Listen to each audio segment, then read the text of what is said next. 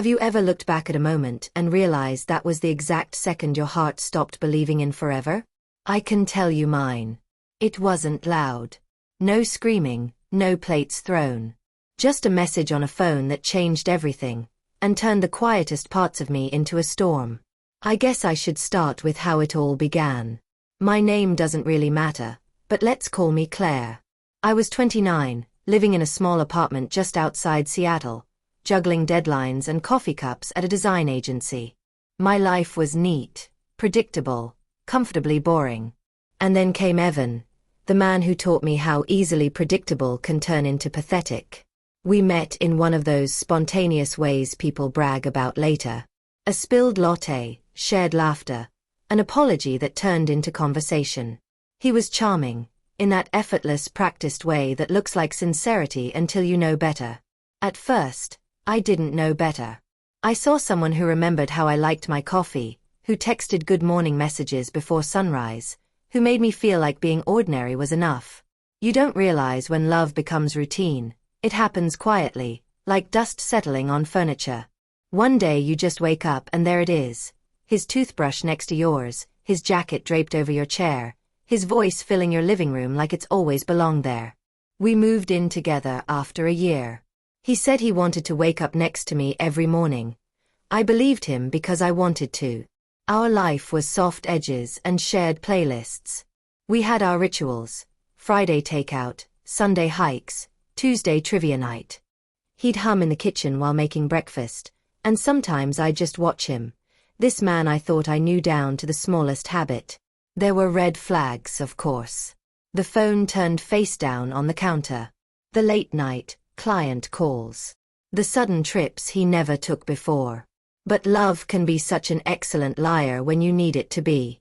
The first real crack showed one Tuesday evening when he came home smelling like someone else's perfume. Light, floral, not mine. I remember standing by the sink, rinsing plates, breathing in that unfamiliar scent. He kissed my shoulder, and I felt myself freeze beneath it. He said he'd grabbed drinks with a coworker. My lips smiled. My chest didn't. After that, I started noticing things. The way he guarded his phone like it contained state secrets. The way his laughter over text messages sounded different. Lighter, younger. I told myself it was stressful, that maybe I was being paranoid. Because admitting suspicion felt like betrayal too. But suspicion has a way of growing roots. I found myself staying up after he fell asleep, staring at the soft light of his phone as it buzzed quietly on the nightstand. Once, curiosity, or maybe desperation, made me reach for it. Locked. 6-digit code I didn't know. I put it back before the guilt finished forming. Then came the night everything fell apart. A Thursday.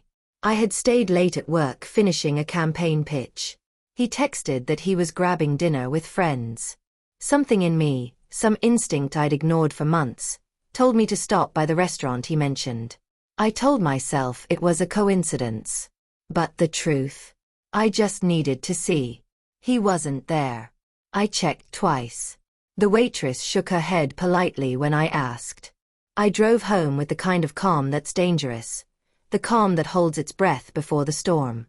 When I walked into our apartment, the lights were off except for a glow from the living room. His phone was on the couch, screen unlocked, messages open. I didn't mean to look, but it's amazing how quickly meaning loses its footing when your world tilts. There she was. Her name lit up again and again, a stream of hearts, jokes, half-sentences that felt too intimate to read. The kind of intimacy you build over weeks, maybe months. I scrolled until I couldn't breathe. Pictures. Words that once belonged to me are now borrowed by someone else. I don't remember sitting down, but I remember the sound of my heartbeat echoing in my ears. Betrayal isn't loud. It's a dull, heavy thing that settles in your bones. I sat there until he came home. When he walked in, I was still holding his phone. The look on his face, shock first, then guilt, then some twisted attempt at sympathy, will stay with me forever. He started to explain, of course. It wasn't serious. It didn't mean anything. I didn't want to hurt you. Those are the hymns of the unfaithful, and I'd heard enough. I didn't scream. Didn't cry. I just stood up, set the phone on the table, and said, "You should go." My voice didn't shake. Maybe that frightened him more than any shouting could have. He packed a bag in silence. I watched his back as he walked out the door, and for a long time, I thought that was the end of the story. But the endings aren't that tidy. Not when trust has been autopsied and your heart is still beating beside the body. The days after were mechanical. Wake up, work, come home, try not to check social media, fail anyway. He was everywhere, mutual friends posting photos, his name popping up in comments, her profile quietly linked to his. Every picture was a paper cut, small but persistent. I deleted his number, but I knew it by heart. I told myself I didn't care, but every silence between emails felt like him. Nights were the worst, those hours when memory has no distractions. I'd catch myself reaching for the other side of the bed, half expecting warmth that wasn't there. That's when the anger started to grow. Not loud anger, the kind that breaks things, but the colder kind that rebuilds itself into purpose. I started running. Every morning before sunrise, I'd put on my sneakers and run until my lungs burned. It wasn't about fitness.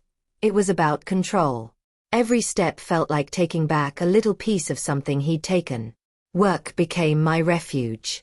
I stayed late, volunteered for projects, and earned praise I barely heard. I was rebuilding a version of myself he could no longer recognize. Friends tried to help, of course. They said the usual things: "He's not worth it, time heals, you'll find someone better." But time doesn't heal. It reorganizes. It hides pain in new corners. What heals is clarity, and clarity hurts before it soothes. One night, about 2 months after he left, I saw them together at a bar downtown. He looked happy, too happy. Her laughter spilled over his shoulder as they leaned close, and something inside me went utterly still. I wasn't jealous. I was studying them, almost clinically. Watching how he touched her hair, how she leaned in just the way I used to.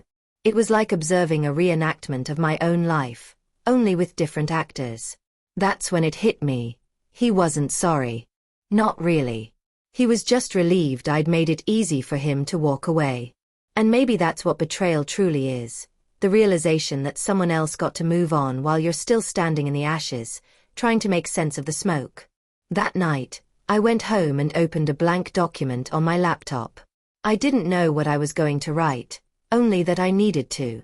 Words spilled out, everything I remembered, everything I'd ignored, every small moment that now looked different in hindsight. When I finished, I had 20 pages of memories and confessions. It wasn't a letter, but it could have been. Reading it back, I saw patterns, how easily he'd steered conversations, how skillfully he'd planted doubt, how he'd used silence like a weapon. He hadn't just cheated. He'd rewritten our story to make me question my own perception. And that realization did something to me. It didn't break me. It clarified me. See, people think revenge begins with anger. It doesn't. It begins with understanding.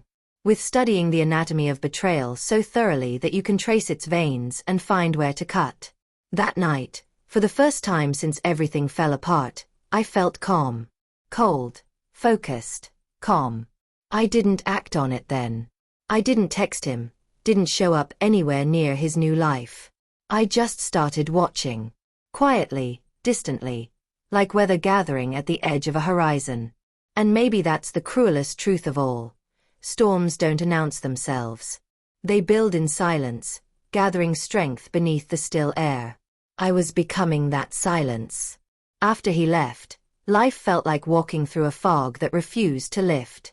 I would wake up in the mornings and stare at the empty side of the bed, tracing the pattern of the sheets with my fingertips, trying to remember the warmth that had once been there. It wasn't just grief. It was the kind of quiet disbelief that eats at you in the spaces you thought were safe. The air smelled different. The apartment sounded different. I kept expecting him to come through the door at any moment, smile that careless, charming smile, and apologize as if nothing had happened. But of course, he never did. I tried to distract myself. Work became a kind of refuge, a place where the chaos of the heart could be drowned in deadlines and the predictable hum of office machines. I poured myself into every project, staying late, learning new design techniques, taking risks I never would have attempted before. Each small success was a balm, though it was slow and uneven. Some nights I would lie awake thinking, why did I let myself believe he was different?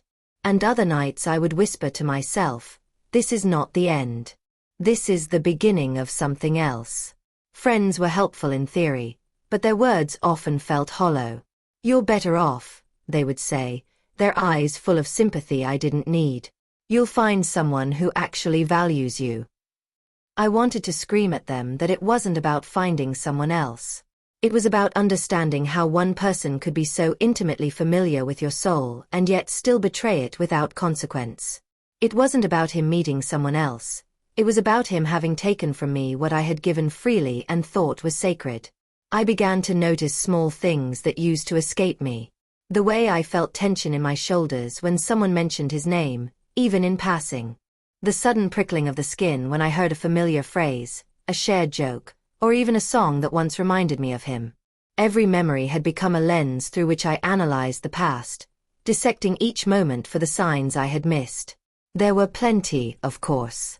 Tiny hints, a glance too long at a friend, a text received when I wasn't looking. And the truth, painful as it was, began to settle. I hadn't been blind. I had been willing to ignore the signs because the love I felt demanded it. In the quiet of my apartment, I started creating rituals for myself. Morning runs along the waterfront, where the cold wind cut through my thoughts and forced my mind into clarity. Late-night journaling sessions where I poured every memory, every lingering ache, onto the page, examining each one with brutal honesty.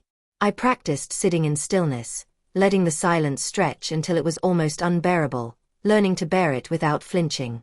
It was uncomfortable at first, terrifying even, but it taught me something essential: resilience. The kind of strength that isn't loud, that doesn't need validation. The kind that grows quietly, almost imperceptibly, until you realize it has become you. One evening, about 6 weeks after he left, I was scrolling through social media when I saw a picture of him with someone new. She was smiling, leaning in close, her arm wrapped casually around him. I froze. My chest tightened. And then, something unexpected happened. I didn't cry. I didn't rage. I didn't call anyone. I didn't write a message. I simply stared, noticing every detail. The angle of his posture, the way his smile didn't reach his eyes, the subtle tension in his hand against hers. It was almost academic, the way my mind catalogued the scene. I realized I could see clearly, without distortion, without hope or despair clouding the truth. I had become an observer in my own story. The realization was liberating and terrifying all at once. It was at that moment I understood that the person I had been, naive, trusting, and entirely invested in his narrative, no longer existed. She was gone, replaced by someone capable of surviving the storm he had left behind. I had survived. And more than that, I had begun to understand the power of perspective. How a single mind, calm and focused, could interpret the world differently from the way it was meant to be seen.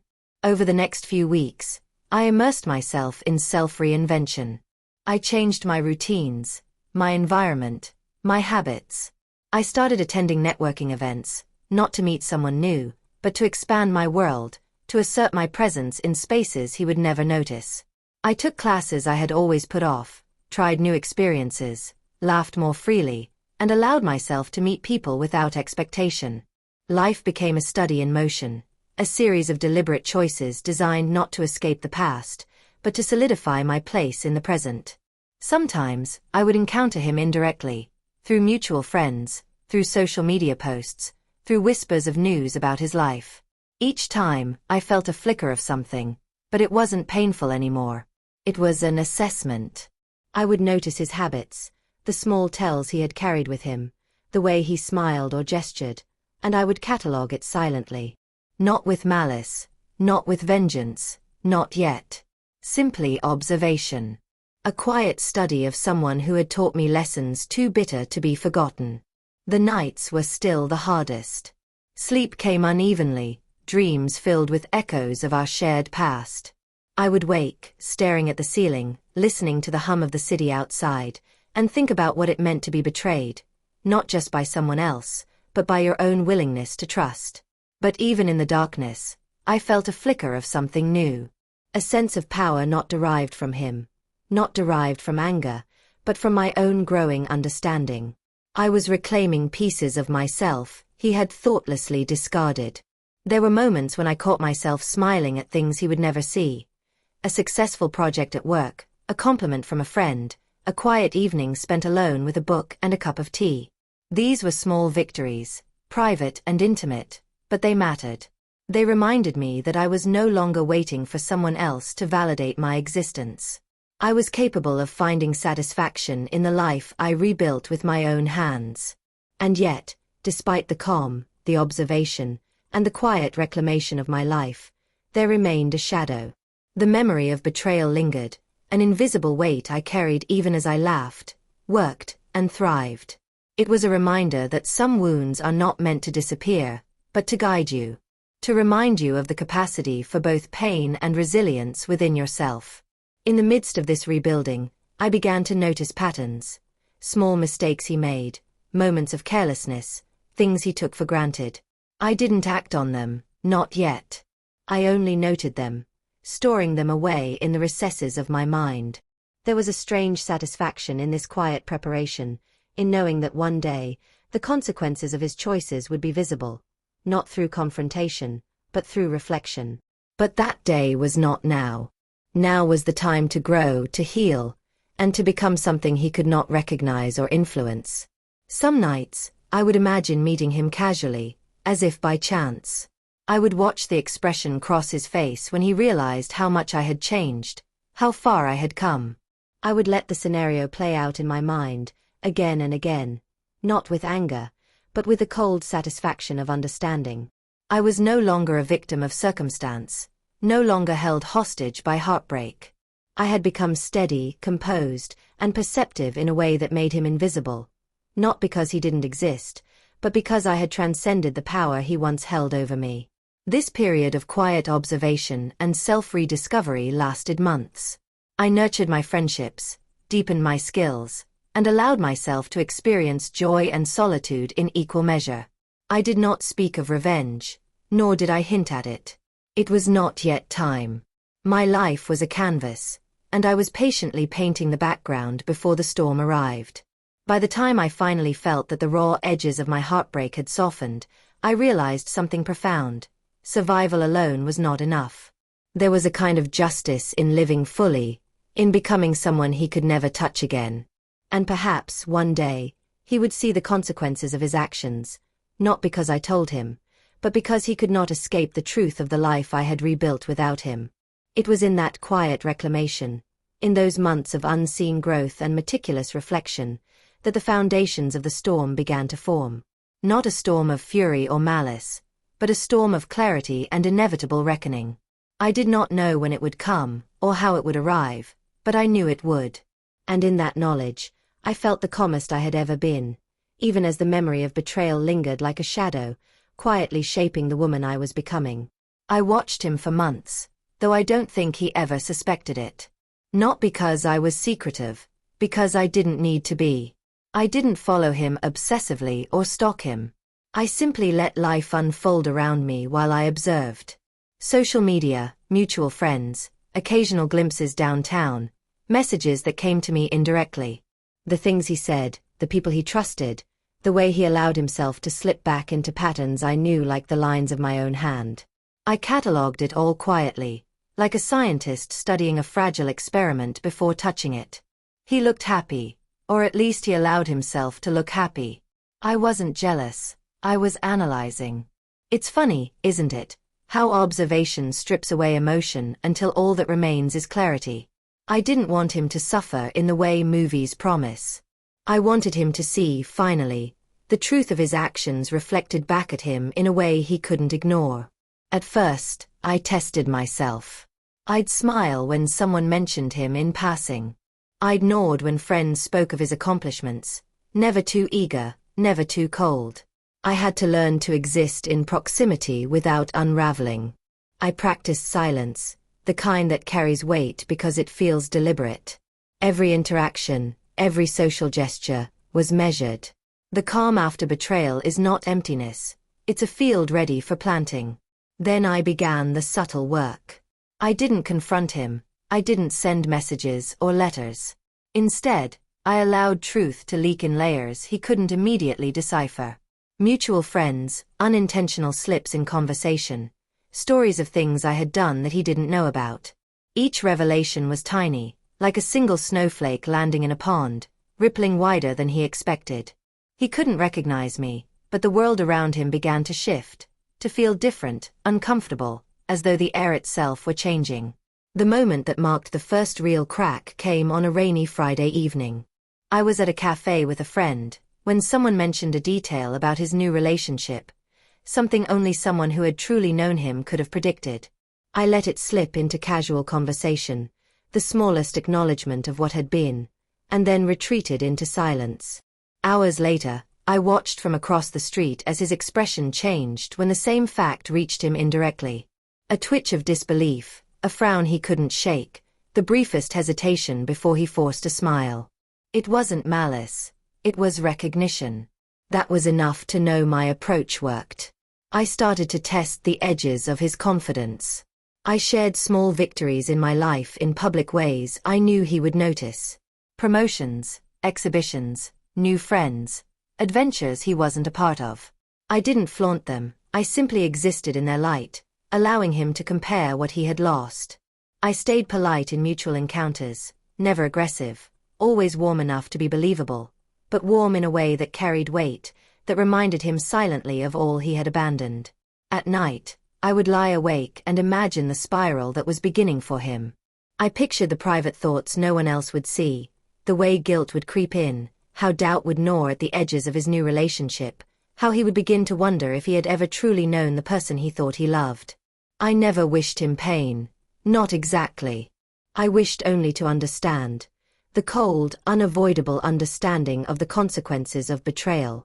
That clarity, I realized, was the truest form of revenge. One evening, I ran into him at a mutual friend's gathering.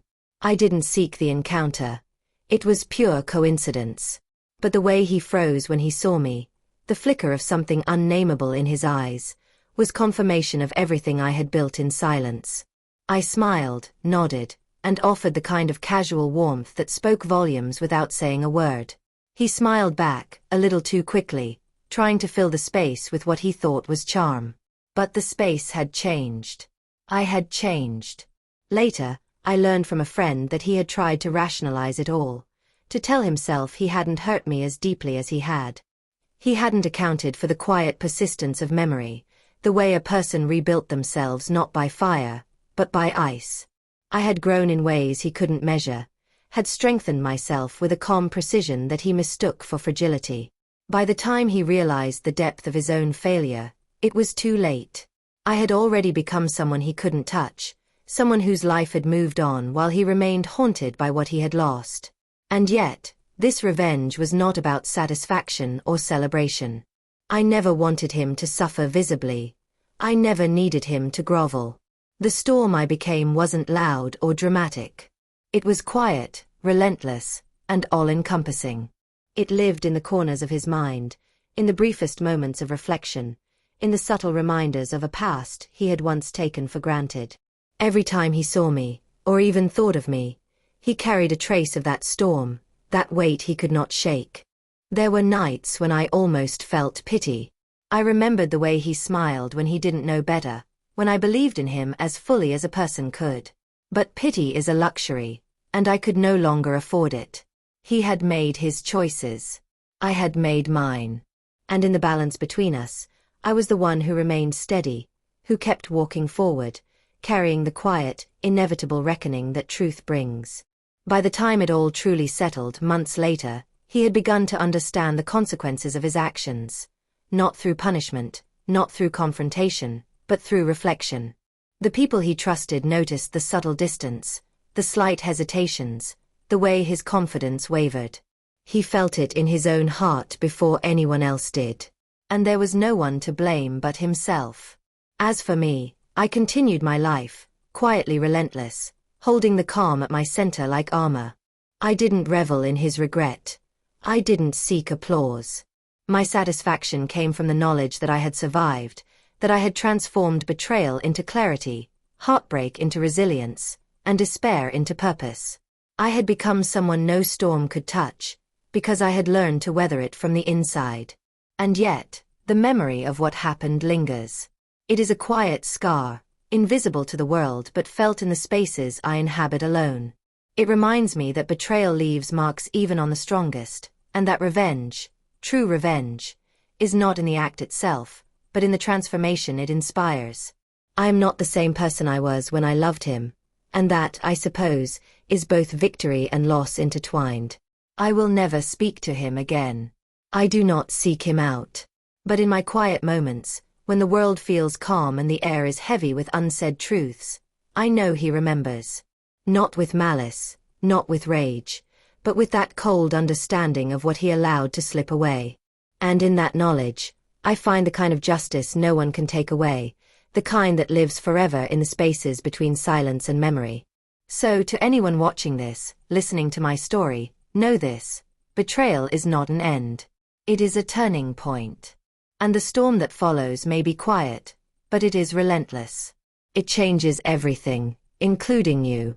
If you've followed my story this far, please help me share these truths. Like, comment, and subscribe. Share this story with someone who needs to hear it. Help me reach 5,000 subscribers so more voices of betrayal, resilience, and quiet justice can be heard. Because sometimes, the loudest storms are the ones that never announce themselves at all.